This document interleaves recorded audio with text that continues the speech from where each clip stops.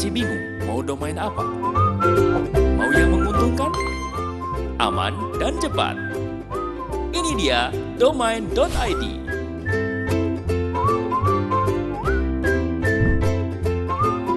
Domain.id itu menguntungkan. Domain.id adalah domain resmi Indonesia. Jadi mudah ditemukan dari mesin pencari. Ya kan? Bisnis kamu pasti lebih menguntungkan dengan domain.id. Dan yang pasti aman, karena seluruh domain.id berada di bawah otoritas negara Indonesia. Tenang, domain.id dijamin ngebut, karena lokasi domain name servernya berada di Indonesia. Domain.id banyak pilihan. Jangan lupa .id. Silahkan.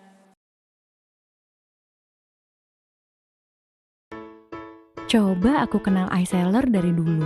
Aku nggak akan ngalamin kayak gini nih. Kelola bisnis offline-ku secara manual. Dari penjualan, sampai lembur buat urus pembukuan.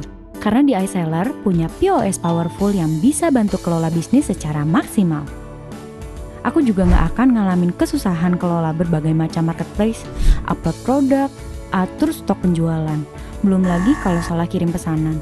Dengan iSeller, mengelola bisnisku jadi gampang banget, nggak perlu lagi buka banyak aplikasi. Selain itu, aku juga bisa lihat laporan penjualanku secara terperinci. Enak banget nih. Pengen punya website buat jualan tapi ribet bikinnya? Enaknya pakai iSeller. Kamu bisa bikin website jualan secara mudah. Ada banyak contoh yang bisa kamu pakai di sana. Semua hal yang ku bilang tadi, kamu bisa gunakan dalam satu platform bisnis. Yuk pakai iSeller. Bermimpi memiliki website usaha sendiri? Mulai dari Rp10.000, dapatkan domain websitemu. Ayo koneksikan websitemu. Dengan Exabytes, wujudkan.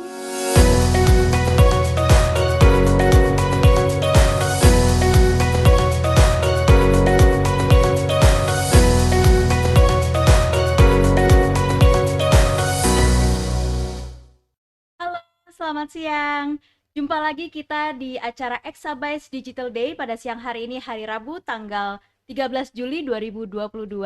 Bersama saya, MC Ayu, pada siang hari ini yang akan menemani 1 jam ke depan. Kita akan membahas topik yang terkait mengenai gimana sih cara mengintegrasikan proses dalam menjalankan bisnis dari berkreasi, berkomunikasi, hingga berkolaborasi. Nanti kita akan jumpa dengan narasumber kita, ya. Ditunggu aja nanti yang sudah standby nih di Zoom chat ya. Diajak dulu nih teman-temannya buat bergabung, di-share link registrasinya ya. Karena masih di awal banget, nanti masih 1 jam ke depan kita akan ngobrol-ngobrol, berdiskusi dan mempelajari lebih lanjut ya mengenai gimana sih kita mendrive transformasi digital itu menjadi sebuah bisnis yang lebih produktif lagi. Nah, cek ombak dulu nih teman-teman. Ada yang dari mana aja? Udah ngobrolan nih sama timnya Exabytes ya. Wih, ada yang di Bojonegoro nih. Apa kabar? Bojonegoro. Oke, ini kalau di Jakarta cuacanya lagi gloomy-gloomy, mendung-mendung sendu. Kalau yang di Bekasi gimana nih kabarnya? Oke, ada yang tanya juga untuk link absensi ya. Kalau di Exabytes, regular event kita maupun annual event kita itu tidak memerlukan absensi. Jadi langsung join aja, langsung ikutan aja, klik link registrasi Zoom-nya, dan bisa langsung ikutan acara Exabytes Digital Day atau event-event kita lainnya. Nah, untuk link e-certificate ya, link e-certificate nanti akan kita bagikan di akhir acara oleh tim Exabytes juga tentunya di Zoom chat kalian. Tapi tunggu dulu, maksudnya ditunggu sampai akhir acara. Jadi stay tune, ikuti dulu acaranya karena nanti di akhir acara pasti akan kita bagikan link e-certificate maupun materi presentasi dari narasumber kita pada siang hari ini. Nah, nanti sebelum klik link e-certificate jangan lupa sign up dulu, bikin account dulu di exabytes.co.id baru bisa claim untuk link e-certificate-nya. Oke, sekarang mungkin aku boleh cerita sedikit ya mengenai Exabytes Digital Day atau kita biasa sebut EDD. Jadi EDD ini adalah seminar 2 mingguan yang diadakan oleh Exabytes Indonesia dengan misi untuk menyentuh dan mengedukasi secara langsung publik atau komunitas yang ingin memiliki dan mempelajari semua aspek ya tentang kehadiran online secara mendalam. Nah, nanti kita akan bertemu dengan narasumber kita. Beliau adalah Pak Kevin Ventura, merupakan Chief Commercial Officer dari iSeller. Pak Kevin ini berpengalaman ya dalam strategi pengembangan bisnis di berbagai perusahaan. Dan iSeller ini sendiri merupakan platform penjualan omni-channel yang dapat membangun bisnis secara online maupun offline. iSeller dibentuk untuk memudahkan para pelaku bisnis dalam mengelola bisnisnya secara praktis dan efisien. Wah, menarik banget ya. Nanti Pak Kevin pasti akan sharing-sharing ya ilmu atau pengalaman beliau ya selama ini untuk bisa bagaimana sih mendrive sebuah bisnis itu lebih produktif, lebih lancar lagi dan ujung-ujungnya nanti bisa cuan pastinya. Oke. Nah, berikutnya mungkin aku juga bisa info untuk selalu stay tune dan up to date tentang promo-promo, info-info maupun event-event Exabytes berikutnya. Caranya cukup mudah, tinggal follow aja sosial media Exabytes Indonesia. Kita ada di Facebook, Twitter, Instagram, YouTube, dan juga LinkedIn. Tinggal search aja Exabytes Indonesia, langsung follow, like, dan juga subscribe. Oke, nah berikutnya juga khusus buat kalian nih yang sudah berpartisipasi di acara Exabytes Digital Day pada siang hari ini, kalian mendapatkan special offer menarik dari Exabytes nih, yaitu dengan cara sign up dulu di exabytes.co.id untuk mendapatkan free credit senilai Rp50.000. Nah, kemudian tinggal tulis lagi kode promonya nih, tambah lagi. Ketik aja EDD 50K atau EDD 50K untuk mendapatkan ekstra diskon lagi senilai Rp50.000 lagi. Wow, jadi double tuh ya. 50.000 tambah 50.000 lagi. Kurang menarik apa lagi ya, dari Exabytes selalu banyak promo, selalu ada info-info menarik khusus buat kalian peserta Exabytes Digital Day pada siang hari ini. Dan juga kita punya free domain nih. Free domain khusus buat kalian 50 peserta pertama, pendaftar pertama yang join di Exabytes Digital Day pada siang hari ini. Kalian berhak mendapatkan free domain my.id persembahan dari Pandi. Nah, buruan nih daftar sekarang nih, join atau share juga nih ke teman-teman kalian ya, karena langsung bisa claim domain my.id buat website atau bisnis kalian, karena domain itu harus segera diamankan gitu ya supaya tidak diambil oleh orang lain, karena first come first serve ya. Misalnya bisa dibikin misalnya ayucatering.co.id seperti itu. Oke. Berikutnya apalagi ya? Oh ya, dan juga nanti di akhir acara kita akan umumkan 5 penanya terbaik yang nanti berhak mendapatkan saldo OVO. Jadi nanti selama materi pemaparan dari narasumber kami, kalian sudah boleh mulai memberikan pertanyaan di Q&A box ya, Q&A box di Zoom kalian. Nah, nanti dari tim kami akan memilih 5 penanya terbaik yang akan diumumkan di akhir acara dan berhak mendapatkan saldo OVO. Wah, menarik banget nih. Oke, tanpa perlu berlama-lama lagi ya, mungkin sebelum kita masuk ke materi pemaparan dari narasumber pada siang hari ini, ada baiknya kita mendengarkan kata sambutan dari Pak Indra Hartawan selaku Country Manager dari Exabytes Indonesia. Kepada Pak Indra, dipersilahkan.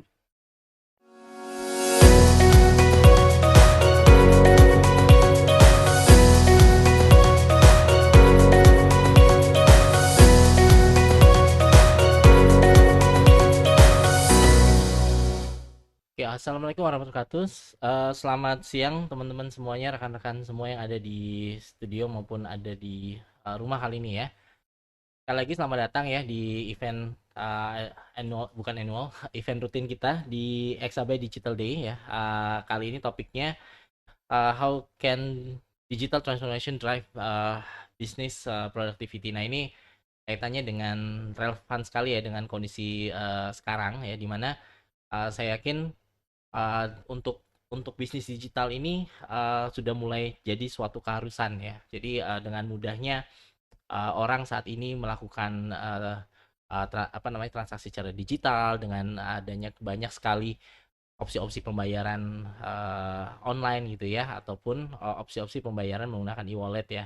Saya rasa untuk para pengusaha ya saat ini harus sudah mengconsider menjadi pilihan utama ya untuk memiliki digital presence ya, atau paling tidak untuk pembayaran atau sistemnya sudah melalui digital. Nah ini sangat baik sekali hari ini sudah ada Mas Kevin nanti yang akan membawakan materi ya untuk membantu teman-teman semua yang ada di uh, event kali ini ya, bagaimana sih supaya productivity-nya bisa lebih baik lagi dengan adanya digital transformation. Nah ini iSeller juga saya lihat banyak sekali ya melakukan bisa melakukan banyak hal juga buat teman-teman UMKM ya khususnya. Bisa kalau nggak salah tadi solusinya salah satu dari POS, kemudian ada juga online eh, website kalau nggak salah juga ada ya. Jadi ya nanti bisa dieksplor sendiri dengan Mas Kevin nantinya. Nah, untuk kali ini mungkin dari lagi-lagi pesan sponsor ya. Buat teman-teman yang belum join ya, ada temennya yang belum join maksud saya, bisa diinformasikan juga ke temennya kalau hari ini ada topik yang menarik ya, topik spesial. Jadi bisa disuruh atau dicolek untuk gabung segera di Zoom-nya, karena untuk hadiah-hadiah yang tadi di-mention oleh MC ya hanya bisa didapatkan ketika teman-teman join di room Zoom ini ya. Dan lagi-lagi kesempatan untuk bertanya dengan Mas Kevin ya hanya bisa didapatkan ketika join di Zoom webinar ya. Oke, mungkin saya rasa itu saja dari saya pembukaannya. Jadi saya kembalikan ke Mbak MC, Mbak Ayu, silakan. Terima kasih semuanya.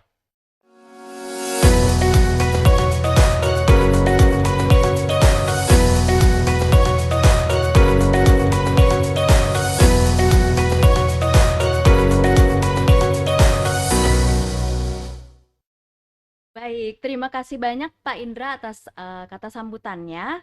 Oke, sekarang kita masuk ke materi pemaparan ya dari Pak Kevin Ventura, Chief Commercial Officer dari iSeller. Saya bisa sapa dulu Pak Kevin. Selamat siang Pak Kevin. Halo Pak Ya, Kevin. Mbak Nita, terima kasih. Ya, suara Oke, kedengaran? ya terdengar jelas Pak Kevin. Apa kabar Pak? Baik-baik, luar Alham- biasa. Ya, sehat-sehat ya Pak ya. Saat ini WFH atau WFO Pak posisinya? Oh, kita kebanyakan work from anywhere. Jadi memang mau di rumah, mau di kantor juga bisa. Ya, sekarang trennya WFA atau work from anywhere ya Pak ya. Yes, betul. Baik, nanti kita akan berbincang-bincang ya Pak ya, mendengarkan materi pemaparan dari Pak Kevin dengan judul topik How can digital transformation drive business productivity. Mungkin bisa langsung dimulai aja ya Pak ya, materi pemaparannya. Saya persilakan. Oke, saya start ya. Ya.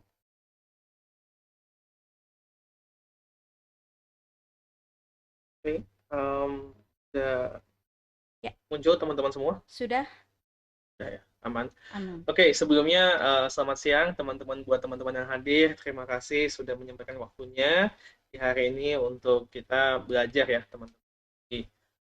Kita belajar bagaimana transformasi digital dapat menunjang produktivitas bisnis, terutama untuk para pelaku UMKM. Dan saya juga mau terima kasih buat tim Exabyte sebelumnya karena sudah membuat sesi ini, terutama Mbak Nita dan Pak Indra. Itu tadi juga sudah diinformasikan ya bahwa Exabyte pun sama dengan membuat event seperti ini. Kita memang punya satu misi seperti dengan iSeller gitu kan. Kita punya misi bagaimana kita bisa membantu teman-teman yang bergerak di bidang UMKM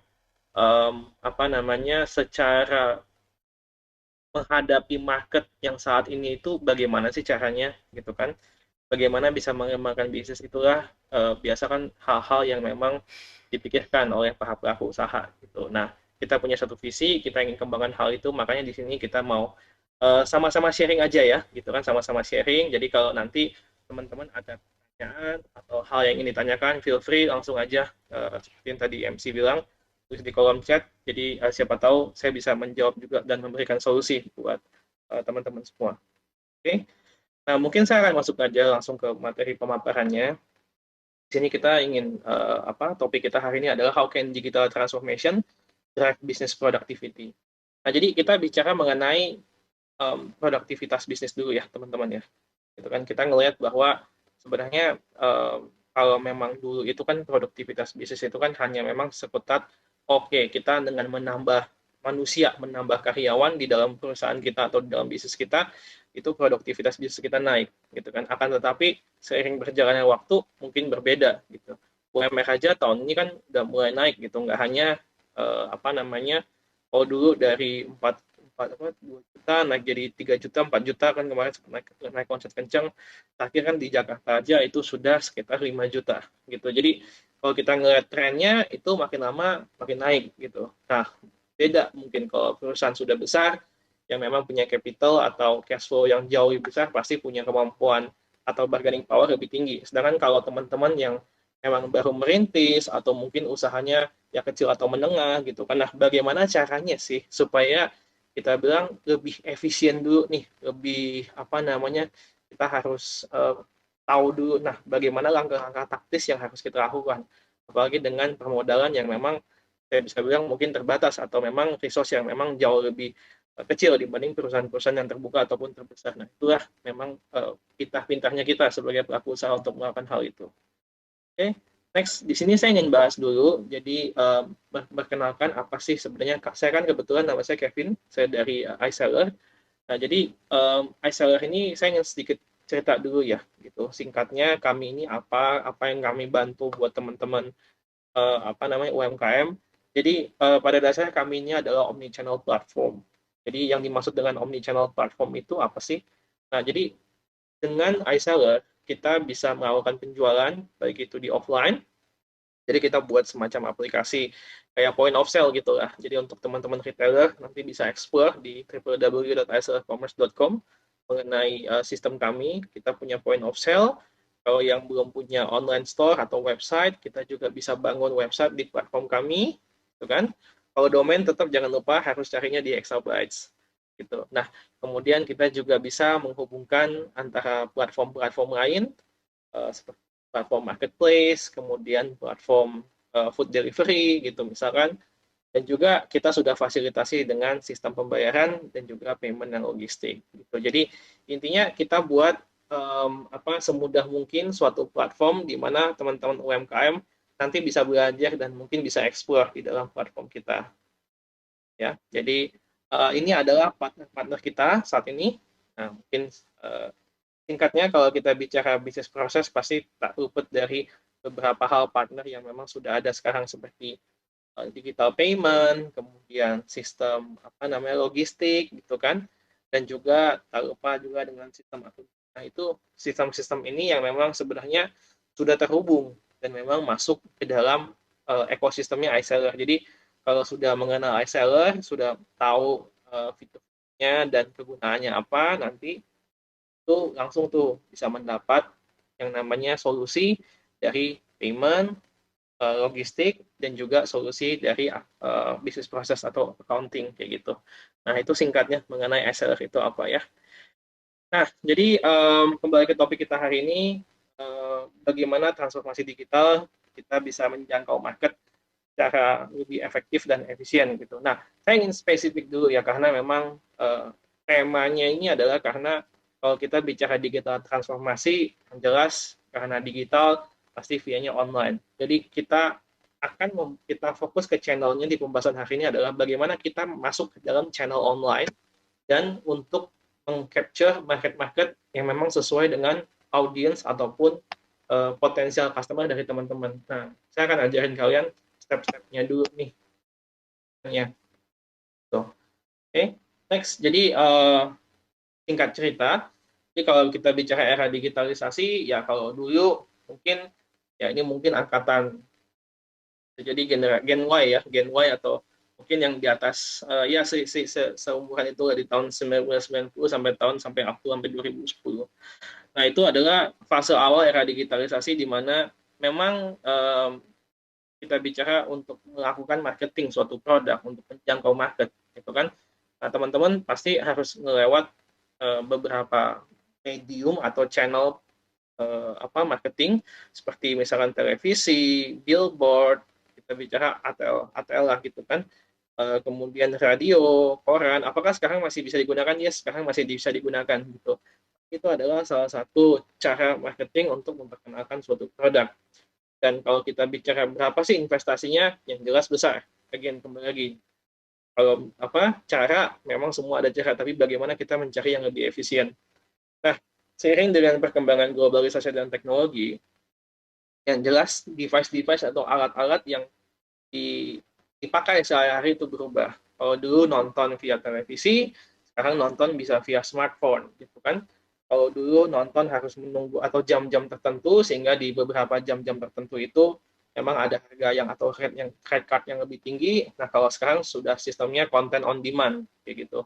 Nah, sama hal juga dengan billboard, gitu kan. Kita juga melihat billboard, ya dulunya mungkin di beberapa spesifik lokasi tertentu, kayak di airport, kemudian di SCB, Sudirman, daerah-daerah Jakarta Pusat yang kantoran ya, itu pasti lebih mahal billboardnya ketimbang yang di daerah pinggiran gitu. Nah, sekarang modelnya sudah berubah gitu. Jadi kalau kita bicara tadi nonton, udah bisa via handphone, udah mulai era di mana nanti ke depan metaverse lah gitu kan. Dan yang jelas generasi-generasi yang mungkin baik itu Y, milenial ataupun boomer ya sudah harus mau nggak mau sekarang udah harus belajar gitu, udah harus punya literasi komputer yang minimal gitu. Nah, that's why sekarang itu kalau kita bicara online, marketnya itu adalah sebenarnya kalian menjangkau market itu hanyalah di depan layar komputer kalian, itu teman-teman. Artinya apa? Bagaimana kita harus pikirkan dulu nih, bagaimana produk kita itu bisa tampil atau bisa muncul atau bisa ada di dalam layarnya mereka. Gitu. Nah, itu pertanyaannya adalah bagaimana kita bisa melakukan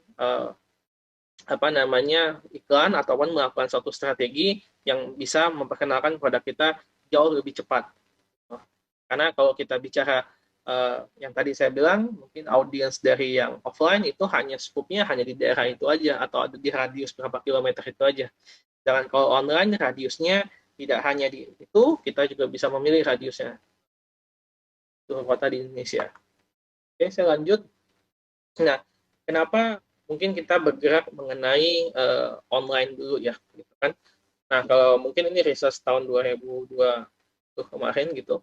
Nah, ini audiensnya dulu nih teman-teman. Nah, kalau kita bicara market, nah, kita harus tahu berapa besar sih populasi market kita. Nah, kalau kita ngeliat di Southeast Asia aja atau Asia Tenggara itu jumlah populasi kita itu adalah yang paling besar teman-teman. Jadi setengahnya Southeast Asia atau Asia Tenggara itu adalah di Indonesia.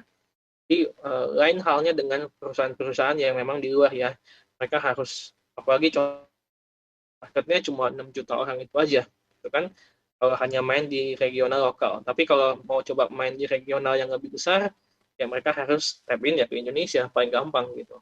Marketnya udah jauh sangat besar. Itu sama halnya dengan negara-negara yang lain. Nah, kita perlu bersyukur dulu nih teman-teman bahwa kita di tempat di mana marketnya itu besar. Ada total 271 juta pangsa pasar, gitu kan, yang memang siap untuk menerima produk ataupun jasa teman-teman. Nah, pertanyaannya adalah bagaimana kita meng-package-nya aja. Tuh. Itu adalah hal yang penting. Nah, kemudian kita melihat dari behavior ya, atau semacam kecenderungan ketika kondisi setelah COVID gitu. Jadi menurut research bahwa sekarang itu sudah mulai banyak behavior yang berubah gitu kan. Jadi pada saat COVID kemarin untuk travel dan transport itu ada detraction gitu atau mungkin penurunan secara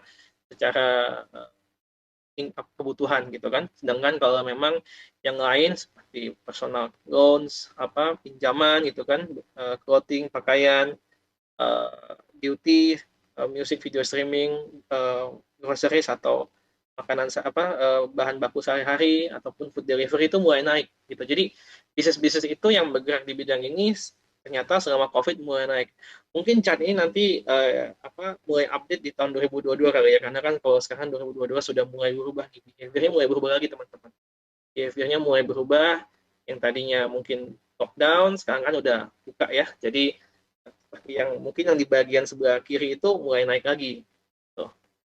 Oke, nah kemudian ini prediksinya nih teman-teman. Kalau kita ngelihat bahwa apa namanya di beberapa tahun ke depan itu kira-kira industrinya bagaimana sih.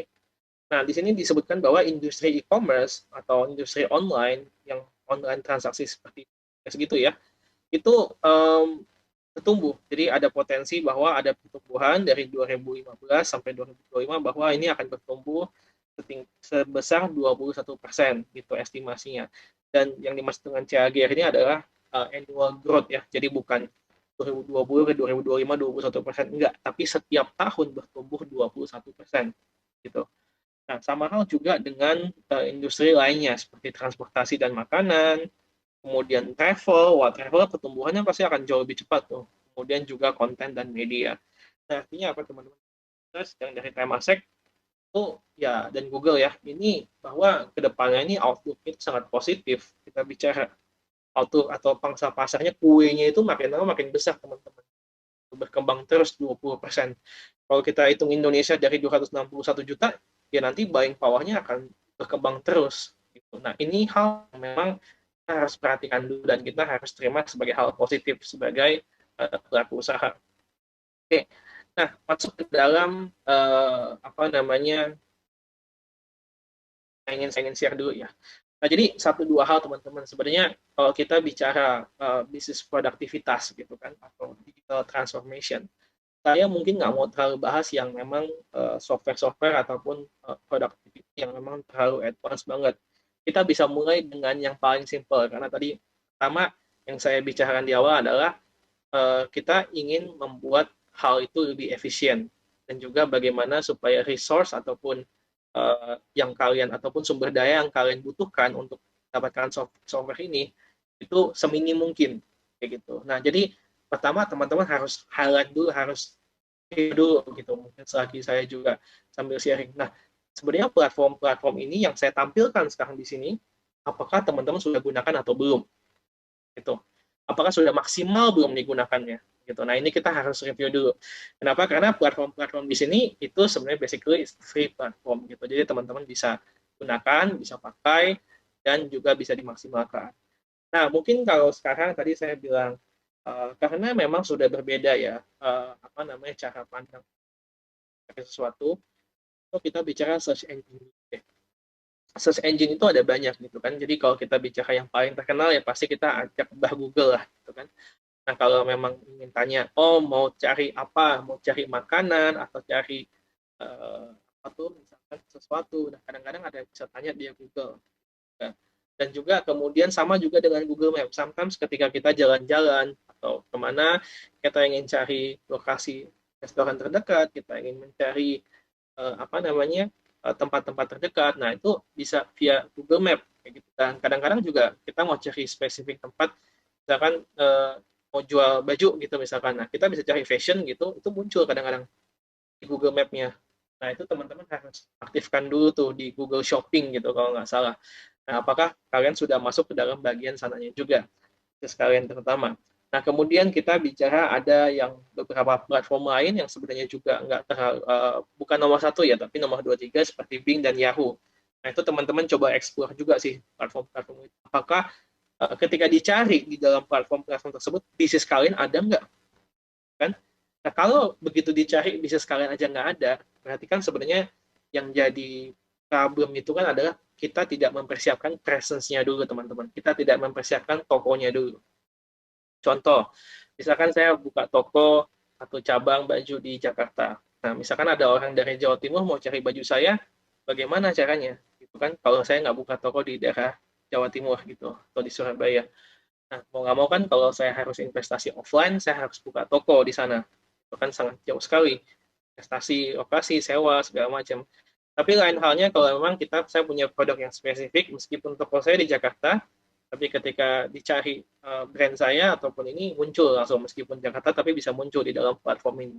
Nah, itu mindset teman-teman. Jadi kalian harus paham dulu adalah kita harus ada dulu eksistensinya di beberapa platform ini. Sama hal juga dengan sekarang gen milenial dan Z ya, terutama bahwa interaksi mereka kebanyakan pasti dari sosial media, baik itu di Facebook, mau di Instagram, WhatsApp, Line, ataupun TikTok. Mungkin sekarang yang nomor satu itu di antara ini semua ya, Untuk generasi milenial dan Z itu pasti di TikTok dan juga WhatsApp. Nomor 3 mungkin Instagram. Jadi hal-hal itulah yang memang sebenarnya perlu kita juga sadari. Apakah bisnis saya itu ada eksistensinya nggak sih di platform-platform ini?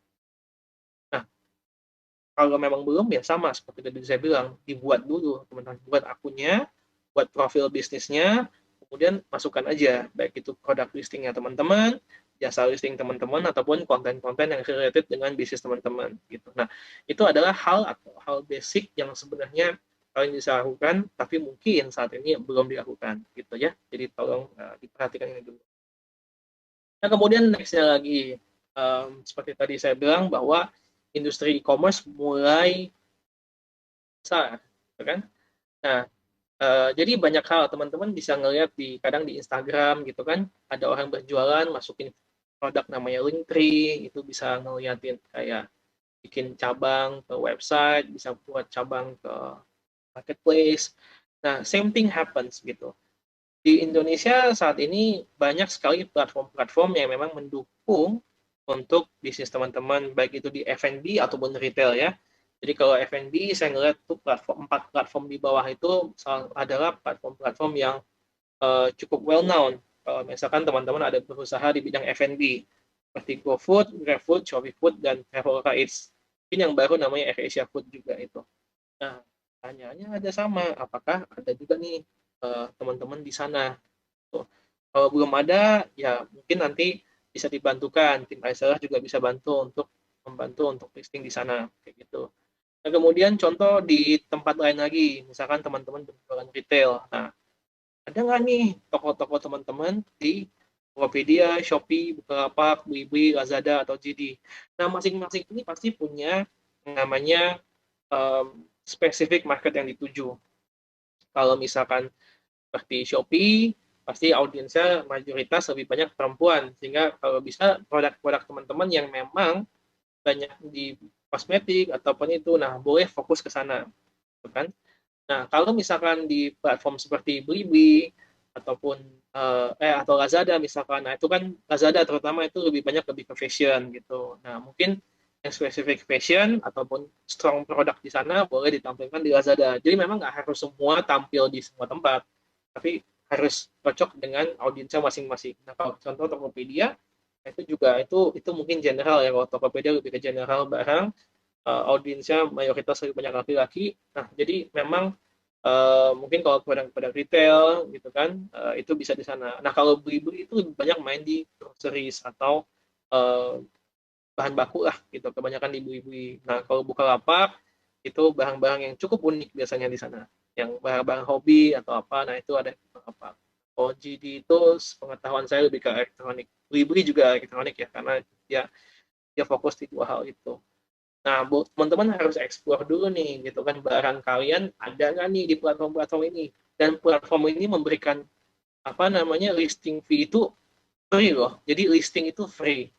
Nah, kalau sekarang aja baru mungkin transaksi berbayar, gitu. Nah, tapi kan at least dapat nih, teman-teman dapat customer dari mereka. Gitu. Kesempatan ini masa didiamkan? Jangan dong, dimaksimalkan. Gitu. Nah, itu adalah sebenarnya satu basic-basic yang ingin saya sharing dulu nih. Kalau misalkan kita tanya transformasi digital, ya kita mulai dulu dari platform-platform yang ada, sudah digunakan belum, ya. Next, nah saya ingin lanjut mengenai, nanti kita akan belajar lebih detail mengenai apa aja sih platform-platform yang saya pakai juga untuk bisnis saya. Nah, ini kita bicara mengenai bisnis strategi dulu ya, teman-teman. Kenapa ini penting? Karena nanti kita akan belajar yang namanya bagaimana kita bisa mengidentifikasikan customer yang tepat dengan sumber daya yang apa namanya rendah gitu, kita bisa mendapatkan customer yang tepat. Nah, jadi di sini kita bicara mengenai value proposition dulu teman-teman. Jadi ini adalah konsep yang namanya value proposition canvas. Jadi apa sih value proposition canvas?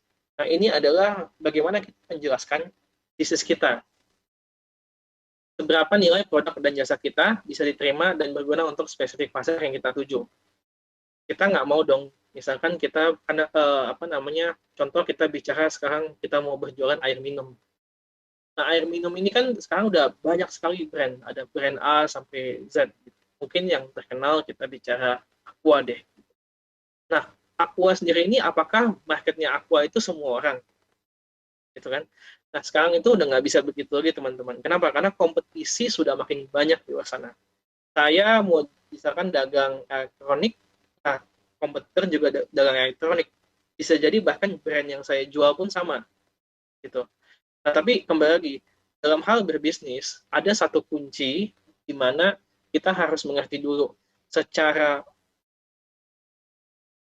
kasarnya ataupun keseluruhan dari bisnis Anda, baik itu dari produk, jasa, branding, dan juga untuk apa namanya experience bahasanya atau mungkin pengalaman yang didapat customer tentang bisnis kita, itu kita harus kemas dulu yang menjadikan jati dirinya brand kita atau usaha kita itu apa. Nah, di situ kita harus cari gain creator itu apa sih sebenarnya? Itu adalah apa yang teman-teman tawarkan dari jasa kalian. Nah, itu sebenarnya menambah fungsi untuk si customer atau menambah value yang didapat oleh customer. Lain halnya dengan penny relievers. Penny relievers ini fungsinya adalah sebenarnya kalian memberikan solusi apa untuk teman-teman apa untuk customer kalian sehingga bisa mempermudah masalahnya. Di contoh kami di iSeller, kami membuat sistem integrasi marketplace karena kalau tadi teman-teman harus manage ini semua satu-satu kan ribet gitu kan. Nah, kita sudah punya platform di mana bisa menghubungkan marketplace satu-satu. Nah, kita memang teman-teman untuk menjawab kesulitan hal itu. Nah, itu sebagai contoh. Nah, customer profile harus tahu juga. Nah, kira-kira si customer A ini siapa? Nah, customer ini sekarang misalkan audiensnya adalah misalkan laki-laki umur 25 sampai 35 tinggal di Jakarta. Kemudian apa sih pains-nya gitu kan untuk produk misalkan jasa ini gitu. Nah, kalian harus tahu pain-nya apa, kesulitan dia apa. Karena semua startup ketika dibangun itu pasti menjawab kesulitan sehingga menemukan solusi. Makanya produknya dipakai. Gitu. Nah, itu sama hal juga teman-teman nggak harus startup tapi bisa sekalian mau itu makanan mau itu minuman juga harus tahu juga harus spesifik gitu customer nggak bisa semua perut pengen pengen cocok dengan makanan yang lain nggak juga kalian harus spesifik tahu.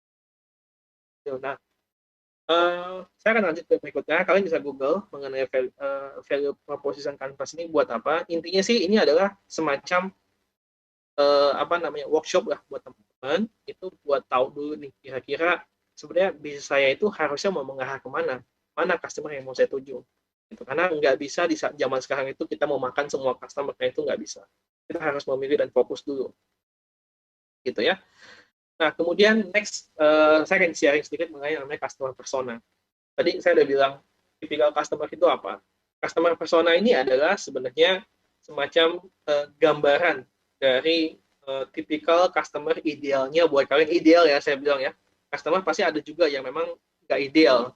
Gitu. Tapi kita akan bicarakan customer yang ideal buat kalian.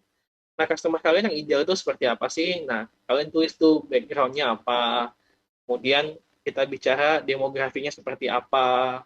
Nah, kemudian next-nya kita bicara mengenai kayak identifier itu maksudnya lebih ke arah tipikalnya seperti apa sih. Jadi kita tulis misalkan namanya Sally. Sally ini kepala HR, gitu kan. Ya, di perusahaan ini. Kemudian demografinya seperti ini, gitu kan. Nah, tipikalnya si Sally ini gimana sih? Moody kah atau apa? Nah, itu nggak apa, itu kalian teman-teman tulis aja. Jadi mungkin di produk kalian nanti tinggal di matching-matchingin doang nih. Nah, produk ini mungkin cocok buat si Sally, produk ini mungkin cocok buat si sampel gitu. Nah, bisa begitu juga.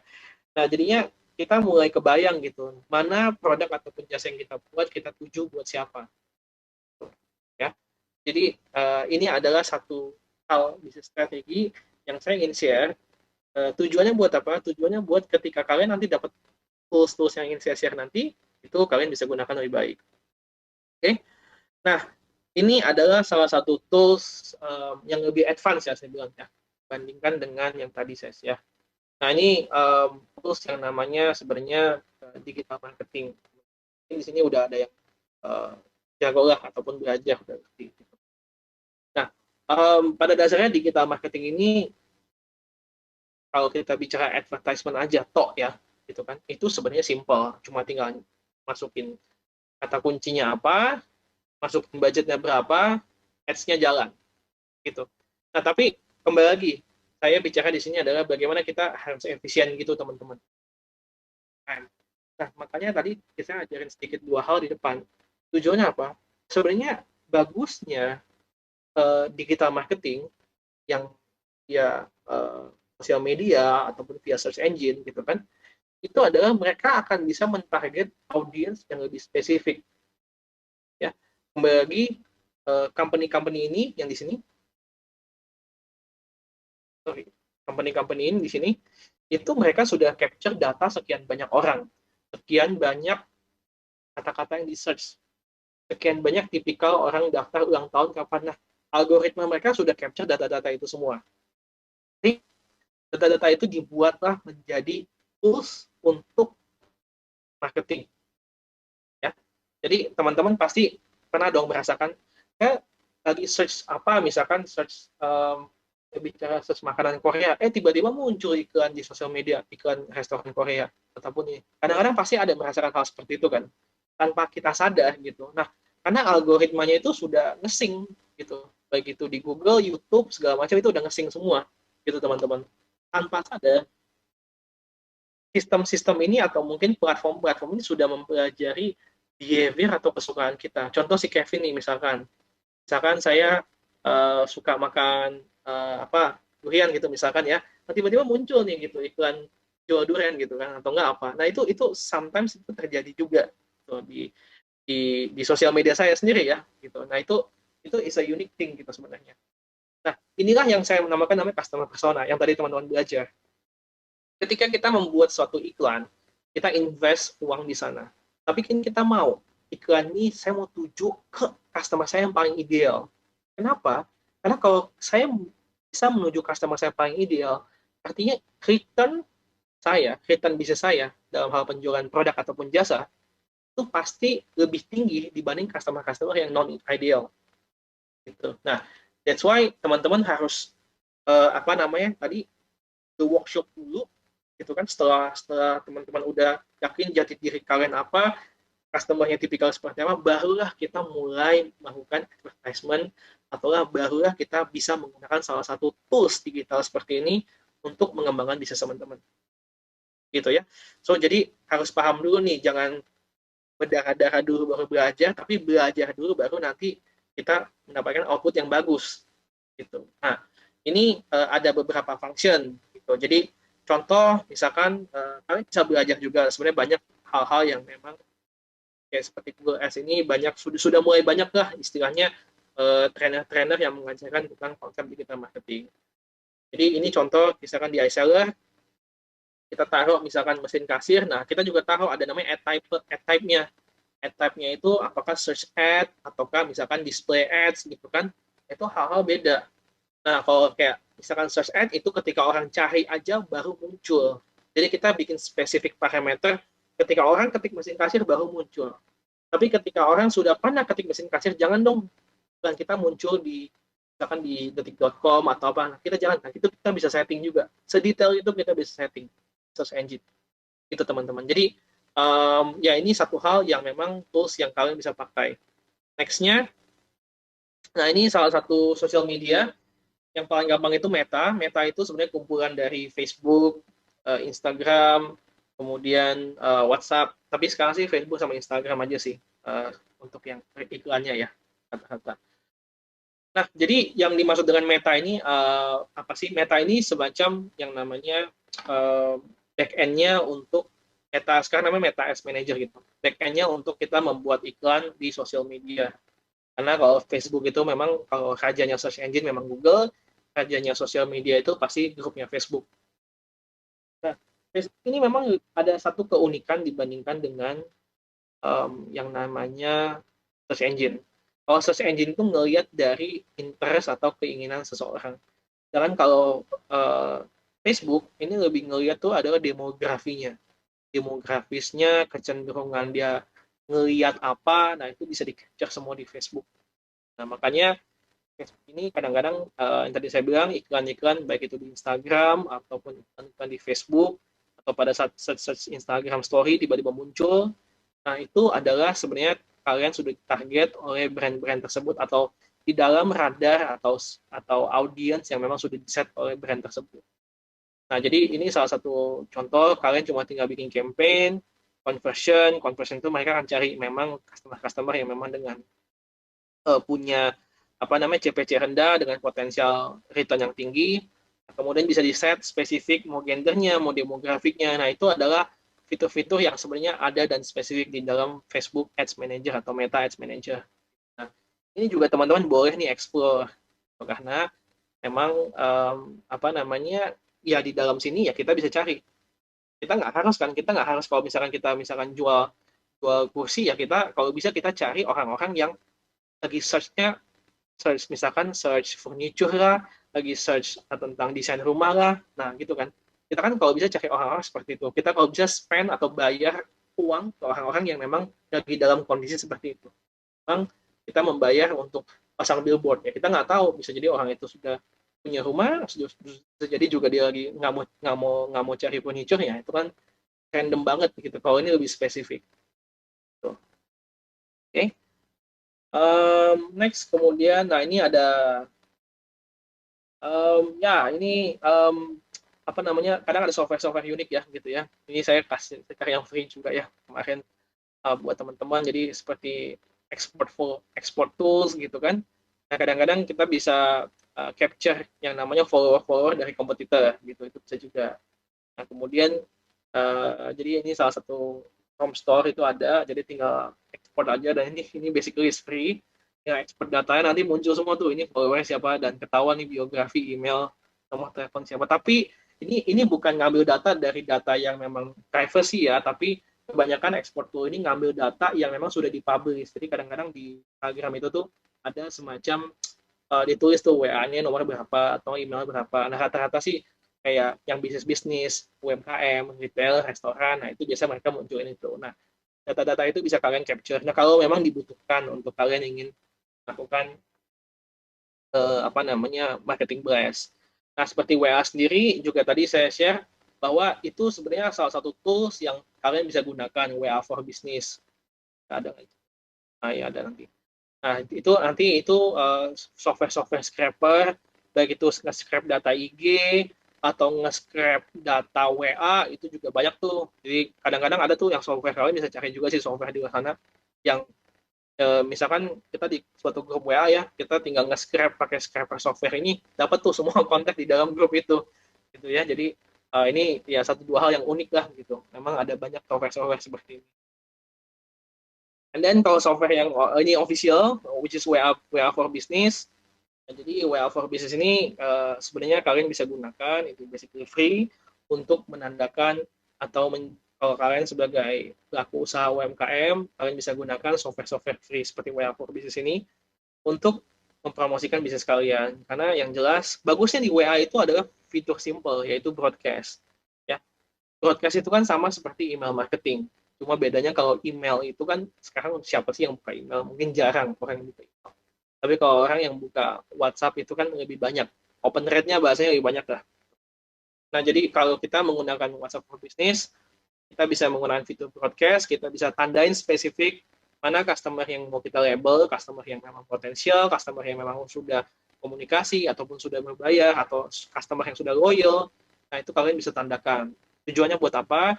Tujuannya ya kembali lagi, customer yang sudah berbayar dengan kalian, ada produk baru, ya jangan jual ke customer yang baru, karena acquisition cost-nya pasti akan lebih tinggi. Kalian kalau ada customer yang sudah bayar kalian, itu artinya pertama simple, mereka sudah percaya dengan kalian. Kalau kalian ingin menjual produk, ya jualah dengan orang yang sudah percaya dengan kalian dulu. Itu jangan jual ke orang yang baru. Gitu. Nah kalau bisa, barulah nanti berikutnya kita jual ke orang baru. Nah jadi hal-hal simple seperti ini asal digunakan, nah itu pasti bisa menunjang bisnis teman-teman. So kembali lagi sih kalau kita bicara bisnis pasti kan ujung-ujungnya kita bicara mau P&L, profit loss. Nah profit loss itu pasti ujung-ujungnya kita bicara dari seberapa banyak sih sales yang terjadi. Nah yang namanya sales pasti again kembali lagi dari berapa jumlah leads yang ingin kalian capture. Jadi fokus kalian itu adalah bagaimana bisnis kalian itu bisa mendapatkan leads atau potensial customer itu lebih besar. Jadi harus pikirin di bagian kirinya dulu nih. Bagaimana ya saya dapat database banyak ya? Gitu. Ya. Jadi database tadi saya udah jelasin sedikit tuh cara-caranya gimana kan. Dapat channel dari search engine, dapat channel dari marketplace, dapat channel dari sosial media, gitu kan. Udah dapat tuh semua leads. Dan baru nanti kita melakukan marketing, kita lakukan otomasi marketing yang tadi via WhatsApp Blast, via apa, nanti baru kita ngelihat konversinya ya, berapa yang memang terjadi dalam sales, dan tinggal kita fokus ke retensinya. Kita upselling produk kita coba jual ke customer yang trust kita. Ujung-ujung teman-teman bisnis kalian tuh bisa grow secara natural. Nah ini adalah sebenarnya kuncinya teman-teman yang ingin saya share di hari ini. Tuh. Oke. Nah, singkat, kan kita ada sedikit bicara mengenai online store. Jadi, kalau di iSeller ini contoh-contoh online store yang pakai kita ya. Jadi, kalau memang teman-teman ingin tahu mengenai iSeller, nanti kita ada timnya akan hubungi teman-teman. Cuma pada dasarnya ini salah satu brand namanya Christine Wu. Jadi, di iSeller bisa buat semacam website seperti ini. Kita ada manajemen CRM-nya juga. Kalian bisa buat link ke Instagram Shop, bisa bikin shopnya segala macam, masukin datanya. Nah ini salah satu contoh omnichannel yang kita bangun iSeller dengan Christine Wu. Kemudian ini salah satu brand hop-hop, karena ini brand minuman gitu kan. Jadi dia pakai tools-toolsnya apa aja sih yang memang di offline sama online-nya. Nah offline-nya pakai kita, nah itu contoh POS kita. Kemudian di sosial media, dia pasang link tree. Di Linktree itu begitu dibuka ada online store dia sendiri, ada order via GrabFood, ada order via GoFood, macam-macam lah, gitu kan.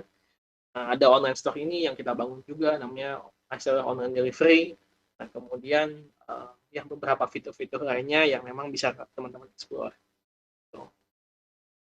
Oke, mungkin sekian untuk presentasi dari saya. Next kita mungkin akan masuk ke sesi Q&A dulu ya, sebelum kita lanjut. Saya kembalikan ke MC kali. Baik, makasih banyak Pak Kevin atas materi pemaparannya, sangat insightful banget, padat ilmunya daging semua nih materinya pada siang hari ini. Tadi kita pelajari juga ya, dapat ilmu mengenai di awal kita harus build dulu nih, cari tahu dulu customer persona kita seperti apa.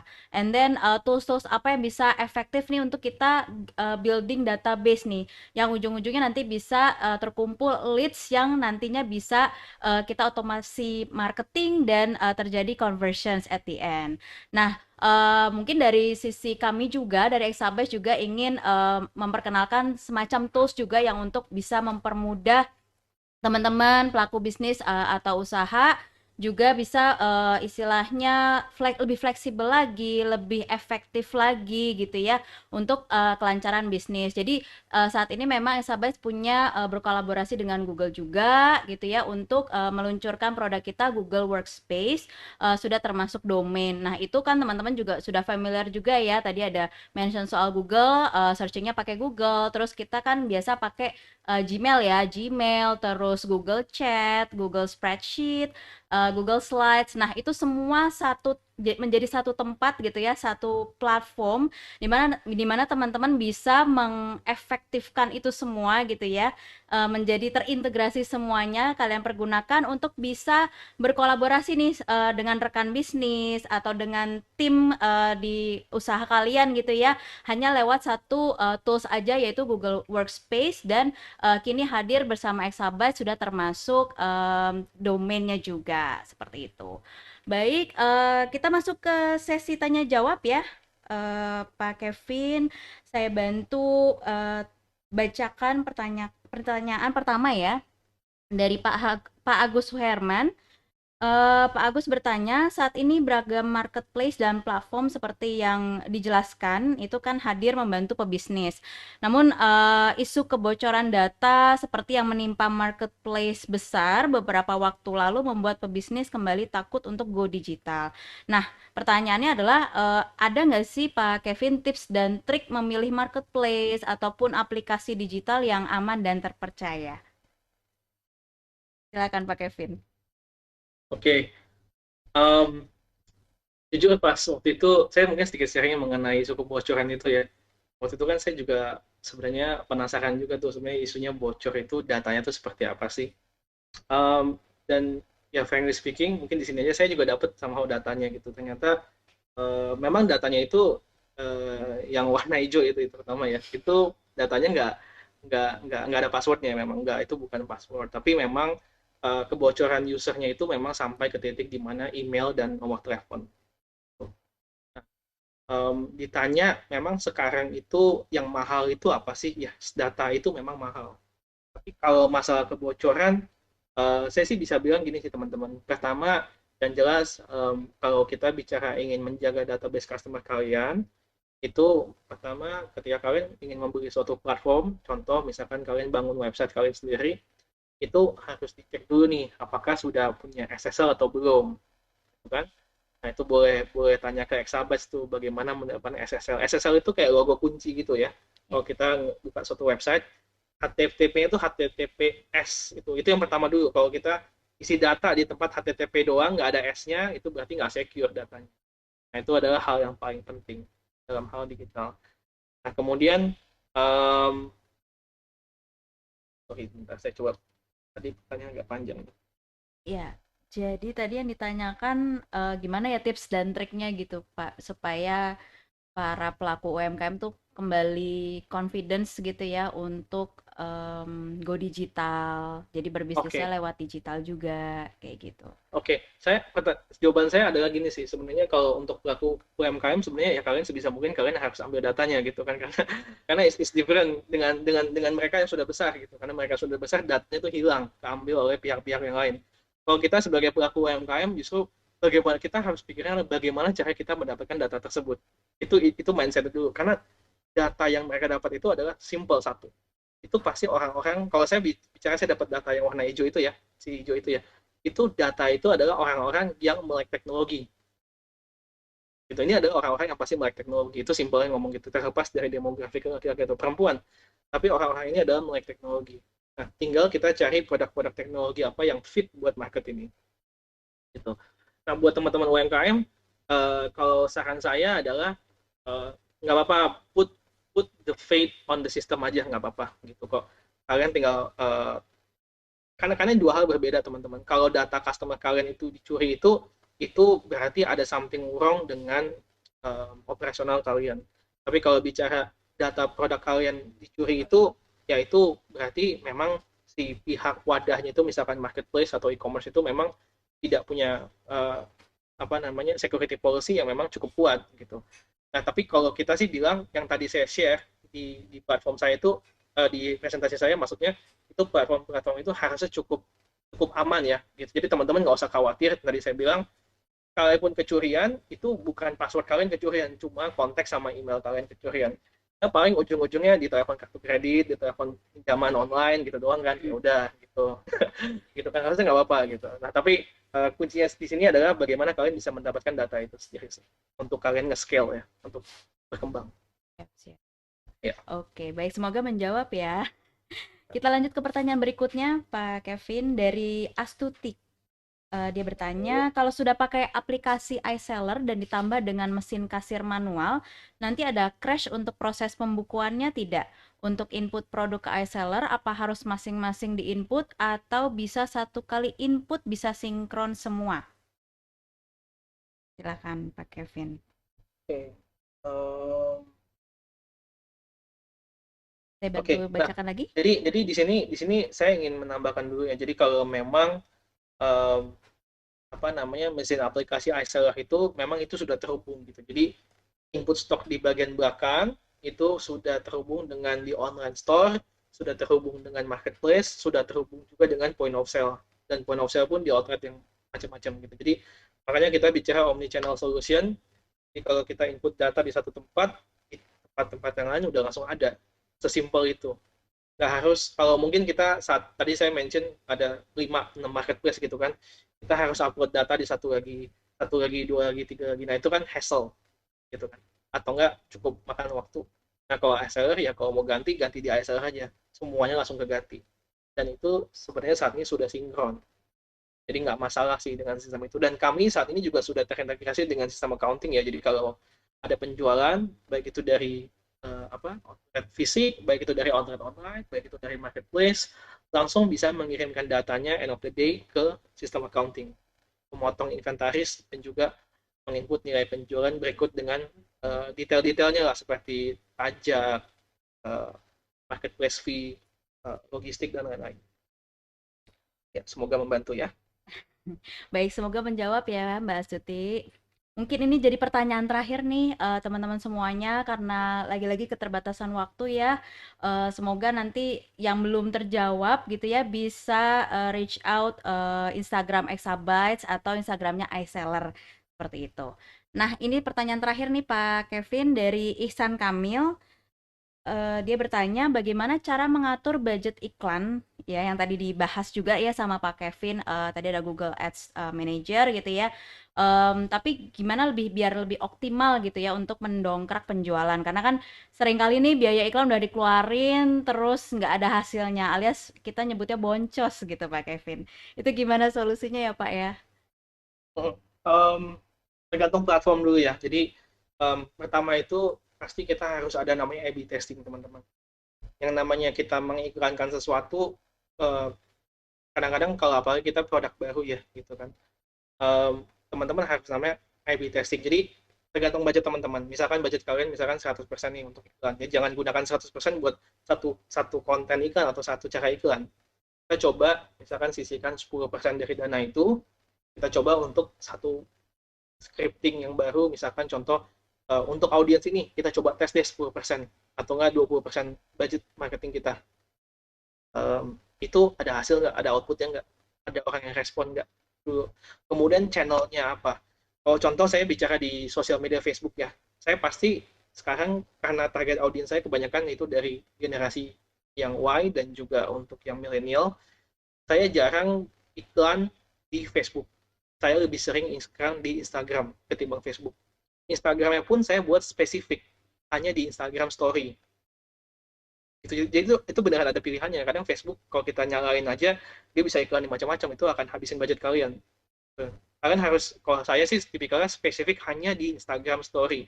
Ataupun misalkan mau iklan di YouTube, ya saya nggak iklan di YouTube, ya saya mungkin iklannya di YouTube Reels-nya.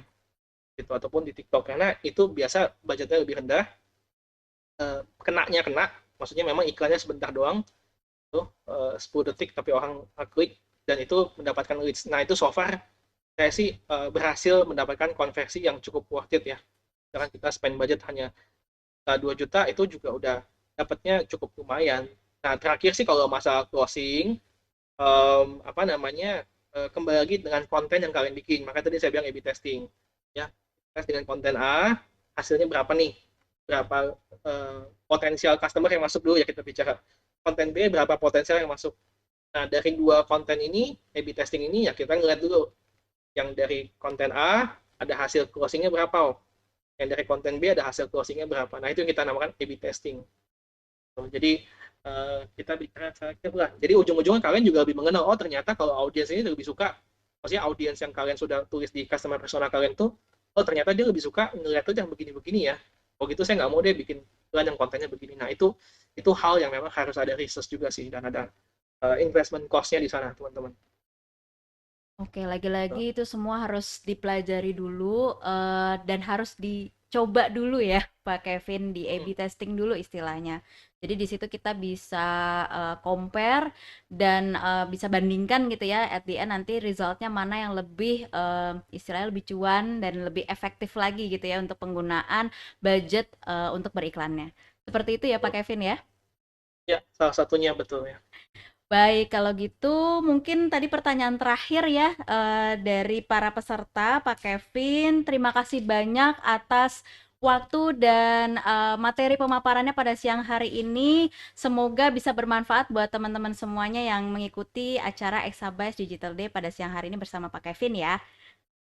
Ya, Baik, mungkin buat pertanyaan saya tambahan, ini kan pertanyaan saya ada banyak nih. Nanti pertanyaan-pertanyaan yang belum bisa saya jawab, nanti kita akan balas via email aja kali ya. Kayaknya cukup antusias nih saya lihat. baik, boleh. Nanti bisa nanti saya boleh minta alamat email Pak Kevin untuk bisa izin saya share ke teman-teman attendees. Lalu juga nanti boleh juga teman-teman yang bisa follow juga ya Pak Kevin Instagramnya iSeller. Nanti juga bisa DM admin iSeller juga di situ untuk pertanyaan lebih lanjut ke Pak Kevin. Baik Pak Kevin, terima kasih atas waktunya. Sehat-sehat selalu ya Pak Kevin. Sampai jumpa Terima kasih Pak. tim Exabytes dan teman-teman semua. Thank you. Iya, mari selamat siang. Semoga kita sukses ya UMKM. Siap, Go. sukses juga Pak Kevin dan buat iSeller juga. Oke, baik. Sepertinya sudah selesai nih materi pemaparan pada siang hari ini. Terima kasih banyak atas atensi teman-teman Exabytes semuanya yang sudah mengikuti acara Exabytes Digital Day pada siang hari ini sampai selesai dengan materi dan topik yang menarik tadi dibawakan oleh Pak Kevin Ventura dari iSeller. Nah, untuk link e-certificate ya, sepertinya sudah di-share oleh tim Exabytes di kolom chat kalian. Dan jangan lupa untuk sign up dulu ya, bikin account dulu di exabytes.co.id, lalu bisa download e-certificate dan juga materi pemaparan yang tadi dibawakan oleh Pak Kevin Ventura. Kemudian jangan lupa juga follow social media Exabytes Indonesia. Kita ada di Facebook, Twitter, Instagram, YouTube, dan LinkedIn. Jangan lupa di follow, like, dan subscribe ya, karena kita akan memberikan info-info menarik, event-event kita berikutnya, dan juga promo-promo yang up to date nih buat kalian semua yang pingin digitalisasi bisnis gitu ya, yang bisnisnya pingin cuan. Bisa mampir, follow, dan tanya-tanya Mimin yang standby di sosial media kita. Nah, berikutnya juga buat kalian yang mengikuti Exabytes Digital Day pada siang hari ini, kalian juga mendapatkan special offer dari kami, yaitu berupa free credit senilai Rp50.000 ya. Caranya cukup mudah juga. Tinggal sign up dulu, bikin account dulu di exabytes.co.id dan langsung mendapatkan free credit senilai Rp50.000. Dan tinggal tambahkan lagi nih promo code EDD50K atau EDD50K, dan untuk mendapatkan tambahan lagi nih special discount Rp50.000 lagi. Jadi total Rp100.000 ya yang bisa kalian dapatkan hanya dengan sign up dan langsung claim dengan menggunakan promo code tadi. Nah, lalu berikutnya juga untuk 50 peserta pertama yang mengikuti acara Exabytes Digital Day pada siang hari ini, kalian juga berhak mendapatkan free domain my.id persembahan dari Pandi. Nah, jadi kalian bisa mulai bikin domain dulu nih untuk bisa digitalisasi bisnis kalian, dan nextnya bisa di upgrade lagi menjadi website untuk bisnis kalian. Oke, dan terakhir nih yang ditunggu-tunggu, pengumuman pemenang ya, 5 penanya terbaik yang berhak mendapatkan saldo OVO. Kita umumkan sekarang ya, ini dia. 5 penanya terbaik pada siang hari ini ada Rima Melati, Ilham Mustafa, Agus Suherman, Ratu Eka, dan Ihsan Kamil. Selamat ya. Kalian semua berhak mendapatkan saldo OVO. Nah, caranya cukup mudah nih. Sebelum kalian bisa claim ya, kalian follow dulu Instagram @exabytes_id, lalu DM Mimin kita yang standby di situ ya. Dan jangan lupa di screenshot dulu nih pertanyaan kalian tadi. Di screenshot dulu pertanyaan kalian yang tadi disubmit di Q&A box Zoom pada siang hari ini, di screenshot dan DM ke Mimin kita yang standby di situ ya teman-teman ya.